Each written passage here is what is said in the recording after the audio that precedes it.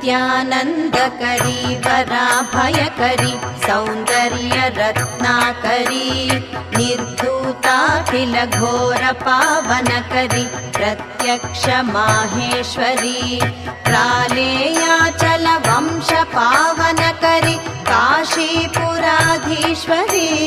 भिक्षां देहि कृपावलम्बनकरी मातान्नपूर्णेश्वरी नानारत्नविचित्रभूषणकरी हेमाम्बराडम्बरी मुक्ताहारविलम्बमानविलसत् वक्षोजकुम्भान्तरी काश्मीरागरुवासिता रुचिकरी काशीपुराधीश्वरी भिक्षां देहि कृपावलम्बनकरी मातान्नपूर्णेश्वरी।